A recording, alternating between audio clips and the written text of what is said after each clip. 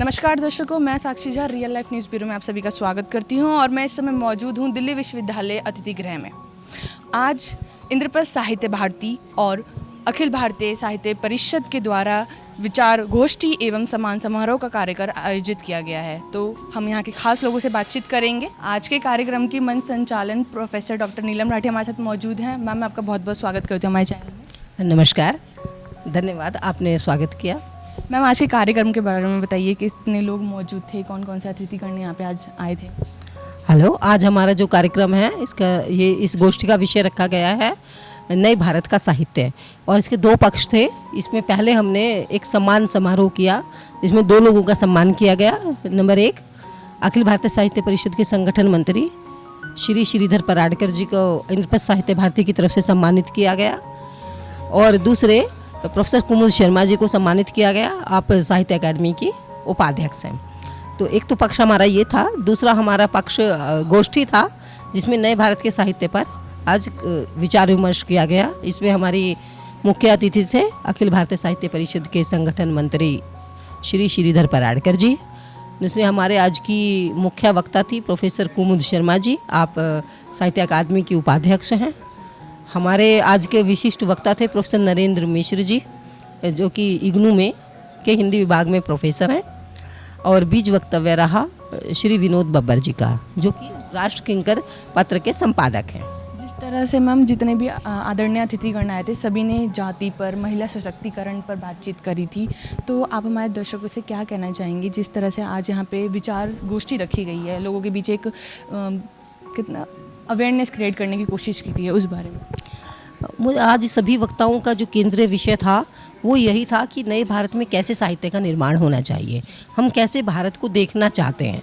जैसे भारत को एकनिष्ठ भारत, जो कि जिसमें जाति प्रथा का कोई काम ना हो, समरस भारत, एक स्त्री सशक्ति से पूर्ण भारत, जाति विहीन भारत, मतलब जिसमें सभी किसी भी जाति प्रथा का कोई भेदभाव ना हो, ऐसे भारत को हम देखना चाहते हैं। तो उसके लिए सभी वक्ताओं का कहना यही था कि हमें ऐसे साहित्य का निर्माण करना चाहिए जो भारत के विकास तो करे ही, साथ साथ भारतीय जो समाज है उसमें भी चरित्र निर्माण करे, जो एक चरित्र से सुदृढ़ नागरिकों की स्थापना हो। जिस साहित्य में इस तरह का साहित्य हो जिससे कि समाज अपने शाश्वत मूल्यों और जीवन मूल्यों की तरफ अग्रसर हो, ऐसे साहित्य की कल्पना हमारे साहित्यकार आज के विषय में करना चाहते थे। हम बहुत आपने सरल तरीके से हम बताया कि किस तरह से अखिल भारतीय परिषद साहित्य जिस तरह से कार्य कर रहा है, निरंतर अपने नए नए टॉपिक को लेकर आ रहा है, लोगों के बीच रख रहा है। आने वाले समय में मैम अब जो अगला कार्य होगा, कुछ उस बारे में बताइए, क्योंकि उसकी तैयारी है या फिर करेंगे आप? अब जो हमारा कार्यक्रम होते हैं, ये पूरी अखिल भारतीय साहित्य परिषद एक राष्ट्रीय साहित्यकारों का संगठन है, जो कि जिसमें सभी भारतीय भाषाओं पर और सभी भारतीय भाषाओं के साहित्य पर काम किया जाता है। तो इसमें जितनी भी भारत की संवैधानिक भाषाएं हैं उन सब पर काम होता है। और ऐसे ही ये राष्ट्रीय स्तर पर, फिर प्रदेश के स्तर पर, प्रांत के स्तर पर, विभाग के और जिले स्तर तक हमारी इकाइयों का गठन है। तो जिस भी विषय को हम लेकर बात करते हैं वो फिर जिला स्तर तक, नीचे तक उस पर कार्यक्रम आयोजित किए जाते हैं। इसमें साहित्य परिषद लगातार ऐसे नए नए विषयों को लेकर काम करता है जो कि साहित्य के साथ साथ समाज के लिए बहुत उपयोगी होता है और एक समरस और समृद्धशाली समाज के निर्माण में सहायक होता है। अखिल भारतीय परिषद साहित्य के राष्ट्रीय संगठन मंत्री हमारे साथ मौजूद हैं, जिनका नाम है श्रीधर पराडकर जी। मैं उनका बहुत बहुत स्वागत करती हूँ हमारे चैनल में। सर, मैं बहुत बहुत स्वागत करती हूँ। धन्यवाद। सर, आज के कार्यक्रम के बारे में बताइए, जिस तरह से नए भारत का साहित्य के ऊपर चर्चा की गई, उस बारे में। भारत में जो साहित्य है हमारा, जिस प्रकार का लिखा जा रहा है, एक तो उसमें परिवर्तन की आवश्यकता है। दूसरा, भारत का जो इस समय विश्व में भूमिका है वो अब बदली है। जो स्वरूप था भारत का, जिस प्रकार की पहचान बन गई थी हमारी स्वतंत्रता के पश्चात, उसमें परिवर्तन हुआ है। तो उसके अनुरूप नया साहित्य लिखा जाना चाहिए। चुनौतियां भी बदलती हैं समय के साथ, समस्याएं भी नहीं आती हैं, उनके उत्तर साहित्य के द्वारा मिलना चाहिए। ये हमारी अपेक्षा है साहित्य से, और यही संदेश सबके सामने जाना चाहिए कि आगामी हमारी कौन कौन सी चुनौतियां हैं जिसका हमें सामना करना पड़ रहा है। एक महत्वपूर्ण साहित्यकार जब अपनी साहित्य लिखता है तो उनको किन बातों का ध्यान रखना चाहिए? एक तो ये कि साहित्य लिखे जाने के बाद जिस दिन तक छपता नहीं है, किताब बन करके पब्लिक में नहीं आती है, तब तक उस पर लेखक का अधिकार होता है। लेकिन जिस दिन पुस्तक छप गई और पब्लिक डोमेन में आ गई, उसके बाद उस पर समाज का अधिकार होता है, और उस पुस्तक का समाज पे जो भी अच्छा बुरा परिणाम होगा उसकी जिम्मेदारी साहित्यकार की होती है, उससे वो बच नहीं सकता। तो इस अपने सामाजिक उत्तरदायित्व का साहित्यकार ने ध्यान रखना चाहिए। सर, आप हमारे दर्शकों को क्या बताना चाहेंगे कि जिस तरह भी वर्तमान समय में लोग कहीं ना कहीं चीज़ों को लेकर करते हैं कार्य, अपने साहित्य में लिखते हैं चीज़ों को, पर फिर भी वो सफल नहीं हो पाते, उस बारे में क्या कहना चाहेंगे? इसके बारे में मेरा ऐसा मानना है कि एक तो जो भी लिखना चाहता है उसने बहुत अध्ययन करना चाहिए। जब तक वो जो हमारे आधारभूत ग्रंथ हैं, रामायण है, महाभारत है, भागवत है, गीता है, इनको नहीं पढ़ेगा, जैसे आज मैंने अपने भाषण में भी कहा कि मनुष्य और मनुष्य का स्वभाव ये कभी बदलता नहीं है, ऐसे ही और इन हमारे आधारभूत ग्रंथों में मनुष्य का सबसे प्रकार से उसका विश्लेषण किया करके लिखा गया है। तो एक तो आधारभूत ग्रंथों को पढ़ना चाहिए, और वो लिख रहा है तो उसको अपना शब्द भंडार बढ़ाना चाहिए। और तीसरा ये कि प्रस्तुतिकरण का तरीका आना चाहिए। कई बार अच्छी भी चीज़ अगर ठीक ढंग से नहीं प्रस्तुत की गई तो भोजन में आप खूब घी डाल लो, खूब शक्कर डाल लो, खूब मिर्ची डाल लो, उससे भोजन अच्छा नहीं बनता। समानुपातिक होना चाहिए। ऐसे हमारे साहित्य की प्रस्तुति ठीक ढंग से हो तो जब वो पढ़ेगा तो उसको ध्यान में आएगा। और सबसे अंतिम चीज़ ये कि जिस समाज में हम साहित्य दे रहे हैं उसकी रुचि क्या है। अगर वो ध्यान नहीं दिए तो आप कितना भी अच्छा लिखें उसको स्वीकृति नहीं मिलती। सर, आज जिस तरह आप मंच में लोगों को अपनी बातें बता रहे थे, आपके एक चेहरे पे मुस्कुराहट थी, एक एक बात कहने का तरीका था कि सामने वालों को चीज़ों को ना गलत तरीके से ना समझाया जाए। जिस तरह आप लोगों को बहुत आसान तरीके से अपनी भाषा में समझा रहे थे, जिस तरह मैं देख रही थी लोग काफ़ी खुश होकर आपकी बातों को सुन भी रहे थे, कहीं ना कहीं मुझे लगता है प्रेरणादायक भी रही है वो चीज़ें। तो क्या कहते हैं सर, जिस तरह आज के कार्यक्रम हुए, अखिल भारतीय साहित्य परिषद भी और भी ऐसे कार्यक्रम करते रहते हैं, तो सर आने वाले में कोई अहम और मुद्दा उठेगा? हम साल में 6 राष्ट्रीय संगोष्ठियाँ करते हैं और हर में नए विषय लेकर के आते हैं। जिन चीज़ों की आज हम अपने समाज में कमी अनुभव करते हैं, उन विषयों को या जिनकी साहित्य में समावेश होना चाहिए, उन विषयों को हम लेकर के आते हैं। हमारी जो साहित्यिक यात्राएं निकलती हैं, साल में 2 बार हम कोई ऐसा विशिष्ट स्थान चुनते हैं जिसके बारे में देश भर के लोगों को मालूम होना चाहिए। उसमें साहित्यकार समूह जाकर वहाँ लोगों से मिल करके फिर उस पर साहित्य करता है। तो हम साहित्यिक यात्राएं की किताबें निकालते हैं और साल में एक बार कोई एक विषय लेकर हम, जैसे इस बार लिया भविष्य का साहित्य कैसा हो, तो ये हर जिले तक देश के इसके ऊपर हम व्याख्यान करके प्रबोधन करेंगे। बहुत बहुत धन्यवाद सर, आपने हमसे कुछ बातें शेयर करी हमारे दर्शकों को भी बताने के लिए। आज के कार्यक्रम के मुख्य वक्ता प्रोफेसर कुमुद शर्मा जी हैं, जो कि इस समय साहित्य अकादमी की उपाध्यक्ष भी है। सो मैम, आपका बहुत बहुत स्वागत करती हूँ चैनल में। Thank you. क्या कुछ कहना चाहेंगे जिस तरह से आज का कार्यक्रम रखा गया नए भारत का साहित्य के ऊपर, उस बारे में क्या कुछ कहना चाहेंगे आप?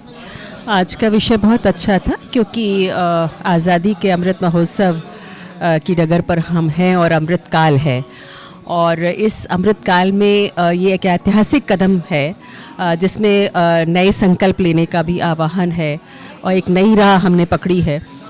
तो उस संदर्भ में बहुत सारी बातें यहाँ पर निकल कर के आई और एक मुझे लगता है कि बड़ा सफल आयोजन था आज का। जी, आज जिस तरह मैम यहाँ पे दिल्ली विश्वविद्यालय के स्टूडेंट्स भी रहे हैं, उनसे क्या आप कहना चाहेंगे, और हमारे दर्शकों से भी जो इस समय ये खबर को सुन रहे हैं, देख रहे हैं कार्यक्रम को, उनके बारे में कहना मैं उनको कहना चाहूँगी कि आज का जो कार्यक्रम था, इस तरह के जो कार्यक्रम होते हैं उसमें अगर छात्रों की भागीदारी होती है तो इस तरह के कार्यक्रम साहित्य के प्रति उनके भीतर एक उत्सुकता भी जगाते हैं और उन्हें साहित्य सृजन की तरफ प्रेरित भी करते हैं।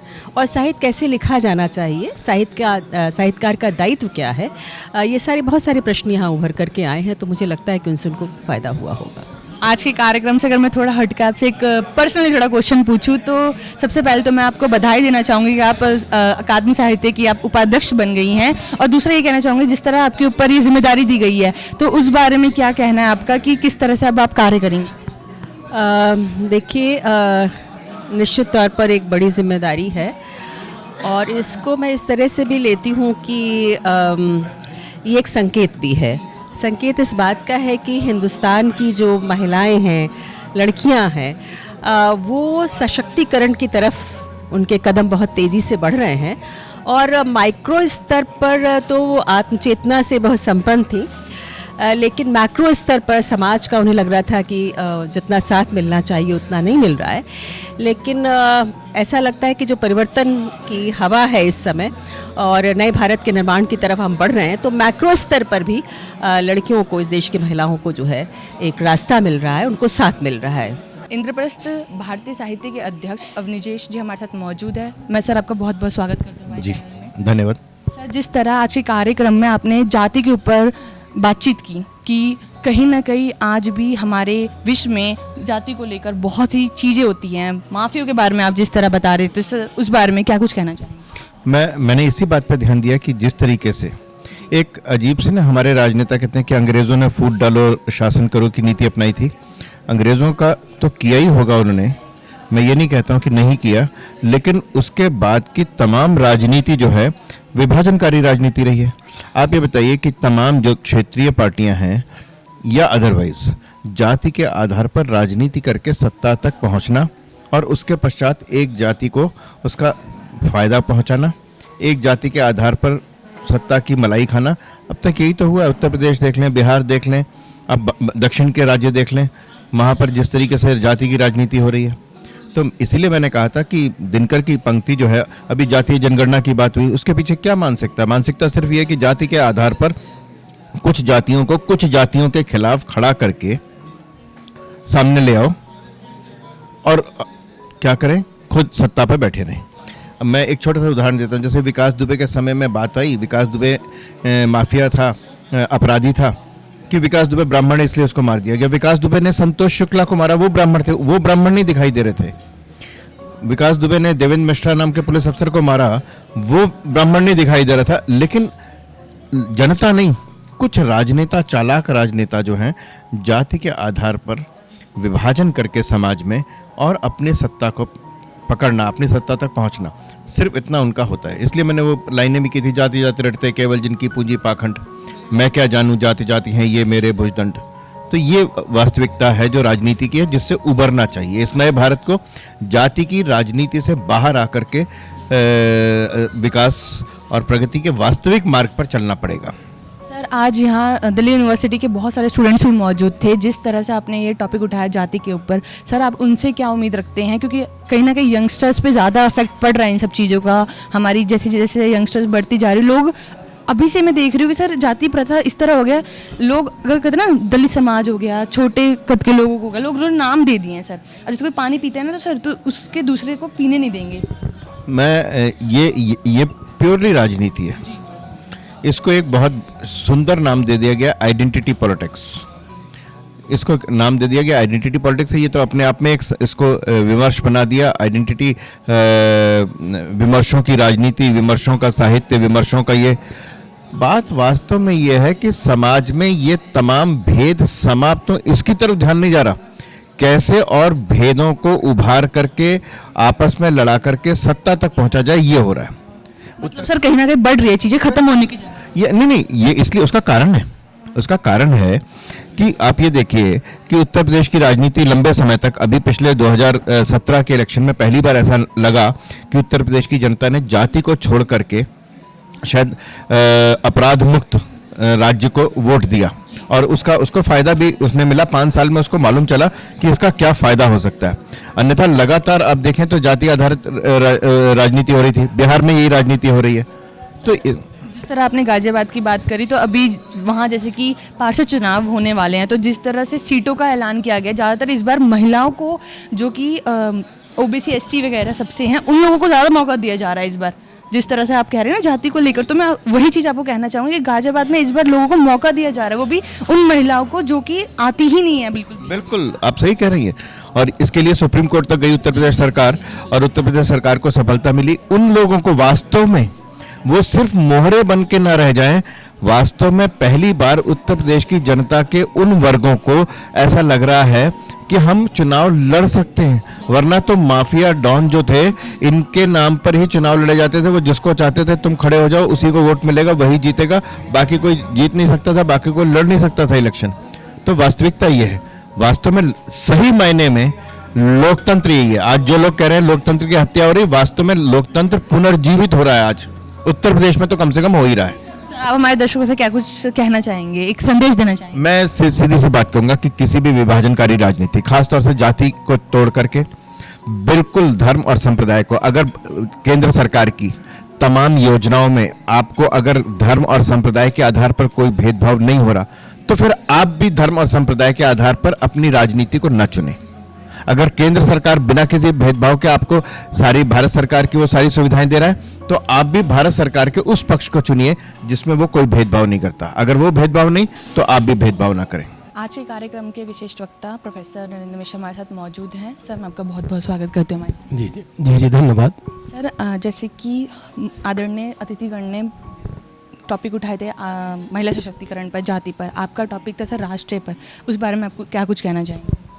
मैं ये कहना चाहता हूँ कि जो भारतीयता है, वो भारतीयता हमारे आचार में, विचार में, सभ्यता में, संस्कृति में, पहनावे में दिखनी चाहिए। और ये भारतीयता सर्वत्र व्याप्त है, क्योंकि हमारे यहाँ भारत में परंपरा रही है कि पशु पक्षी को, पेड़ पौधे को, प्रकृति को भी माँ का दर्जा दिया गया है। और हम तीर्थों को भी, जो हमारे भारत का प्रमुख केंद्र है संतों का, जो कि एकता की बात करते हैं, शंकराचार्य जी ने 4 मठों की स्थापना की, उत्तर में, दक्षिण में, पूर्व में और पश्चिम में। उसके माध्यम से राष्ट्रीय एकत्व की भावना जागृत करना चाहते हैं। तमाम हिंदी के ही नहीं राष्ट्रीय कवि, बल्कि बंगला, तमिल, बांग्ला, पंजाब, मराठी, गुजराती, दक्षिण भारत की जितनी भाषाएं हैं, सभी में लगभग राष्ट्रीयता के एकत्व के बीज विद्यमान है। और सभी लोगों ने कोशिश की कि गंगा और कावेरी को जोड़ने का काम करें, क्योंकि सबके मूल में जो उसका उत्स है, सबका एक ही है, सब में वो भारत दिखता है। एक जो भारत की एक मूर्ति है, जो भारत की जो संस्कृति है, अनेकता में एकता की, विविधता की, भाईचारे की, विश्व बंधुत्व की, सर्वे भवन्तु सुखिनः सर्वे सन्तु निरामया की, वसुधैव कुटुम्बकम की भावना, वो सर्वत्र विद्यमान है। वही हमारी भारतीयता हमारे तमाम साहित्य में, तमाम संत साहित्य में, भक्त साहित्य में, आधुनिक साहित्य में हर जगह प्रस्फुटित होती है। तो उसी के संदर्भ में मैंने आज यहाँ बात की कि किस तरह भारतीयता हमारे साहित्य में आना चाहिए और नए भारत में हमारा साहित्य कैसा हो। जिस तरह साहित्यकार अपनी साहित्य लिखते हैं जब, तो सर आपने जिस तरह बताया कि राष्ट्रीयता पे, क्या आपको लगता है कि हमारे साहित्यकार जो भी हैं इस बारे में चर्चित करेंगे? बिल्कुल बिल्कुल बिल्कुल करेंगे, क्योंकि हमारे आधुनिक साहित्य में ही देखें, राष्ट्रकवि मैथिली शरण गुप्त, जयशंकर प्रसाद, माखनलाल चतुर्वेदी, सुभद्रा कुमारी चौहान, बालकृष्ण शर्मा नवीन, जय सोहनलाल द्विवेदी, रामधारी सिंह दिनकर जैसे अनेक कवि हुए हैं जिन्होंने राष्ट्र को लेकर, राष्ट्रीयता को लेकर तमाम ऐसी कविताएं लिखी हैं जो कालजयी साहित्य हुआ है। और ख़ासतौर से राष्ट्रकवि मैथिली शरण गुप्त को देखें तो उन्होंने अर्जन और विसर्जन कविता लिखी है, और अर्जन और विसर्जन कविता के माध्यम से वो सीरिया की ऐतिहासिक कथा को उठाते हैं। इसी तरह से विसर्जन की कथा में उत्तरी अफ्रीका की कथा के माध्यम से वो बताते हैं कि सबसे बड़ा मूल्य यदि कोई है, अर्जन से बड़ा विसर्जन और विसर्जन से बड़ा स्वाधीनता का मूल्य है।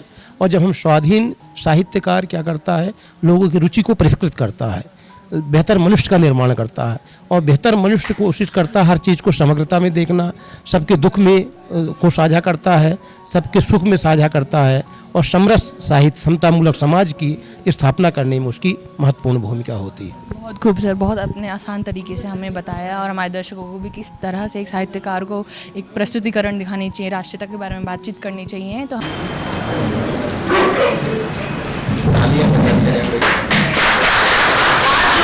सम्मान पत्र इनका साहित्य भारती की तरफ से आदरणीय पराड़कर जी को दिया जा रहा है। अब मैं उसका वाचन करती हूँ। सभी भारतीय भाषाओं के साहित्य संवर्धन के लिए अपना संपूर्ण जीवन समर्पित करने वाले अनेक राष्ट्रीय और अंतर्राष्ट्रीय सम्मानों से विभूषित राष्ट्रवादी चिंतक, अखिल भारतीय साहित्य परिषद के संगठन मंत्री, धैर्य और विनम्रता की प्रतिमूर्ति श्रीधर पराड़कर जी की प्रेरणा हमारी शक्ति है। आपके मार्गदर्शन का अभिनंदन करते हुए हम आत्मगौरव और संतोष अनुभव कर रहे हैं। इंद्रप्रस्थ साहित्य भारती के सभी सदस्य एवं पदाधिकारी, आप ये सम्मान जी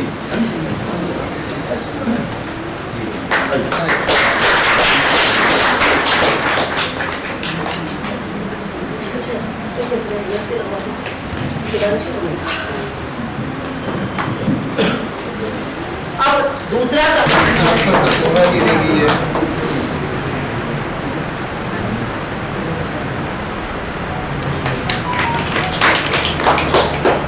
तालियों में कटौती नहीं होनी चाहिए।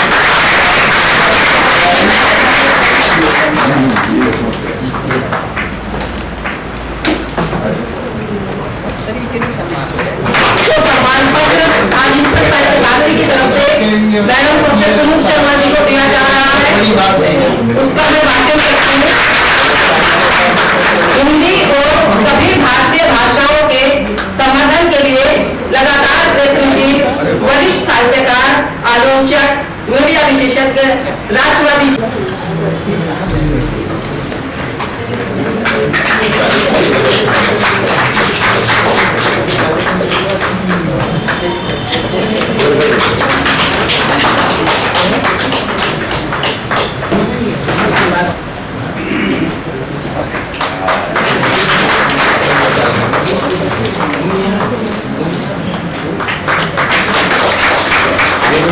मेरी तरफ से ये है कि पुस्तक पढ़ना